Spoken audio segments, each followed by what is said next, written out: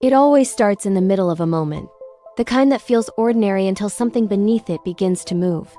Some people walk through life sensing that time isn't a line but a field, something they brush against rather than march through. One of them carried that sense from childhood, a quiet certainty that existence didn't begin at birth, that consciousness had been awake long before the body ever opened its eyes. It wasn't a belief. It wasn't a philosophy. It was simply the background hum of his life, a feeling that memory stretched in directions he couldn't logically explain. The first fracture in the ordinary world appeared at a crowded party. Music, laughter, the usual noise of people pretending to be comfortable.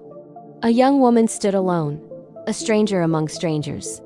He approached her with a playful impulse, the kind that usually leads nowhere.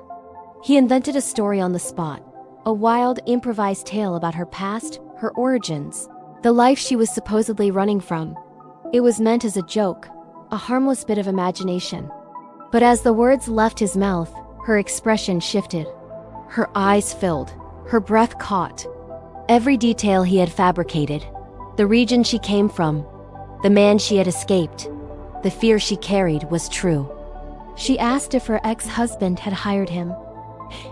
She asked how he knew, but he didn't know, not consciously. He had simply spoken, and the truth surfaced through him. Years passed. The second moment arrived quietly, without warning, with the woman who would become his wife and eventually his closest friend.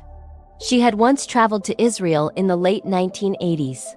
One afternoon, in the middle of an ordinary conversation, he described an encounter she had never shared with anyone. A man from her tour group, a night out dancing, a walk into a quiet alley, a kiss that turned into something more. He described it casually, almost teasingly, as if inventing another story. But it wasn't a story. It was her memory, a private moment she had buried so deeply she rarely allowed herself to revisit it. When she heard it spoken aloud, she broke down. She asked who had told him. She asked how he could possibly know. He couldn't answer. He hadn't known.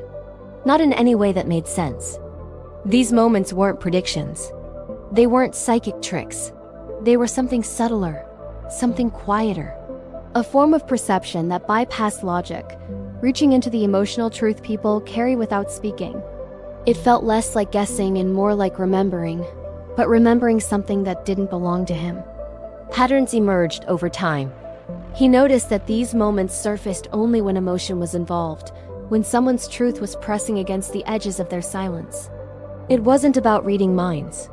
It was about recognizing the shape of a feeling, the way a musician recognizes a melody after hearing only one note. And beneath all of it was the same intuition he had carried since childhood, that consciousness is not confined to a timeline, that the soul may be rooted in something eternal, and that, sometimes in rare moments, a person can touch that timeless layer and speak from it without knowing how. Some would call it intuition. Others would call it memory. But to those who have felt it, even once, it becomes something undeniable. A reminder that the boundaries we draw around time, identity, and experience are thinner than we pretend.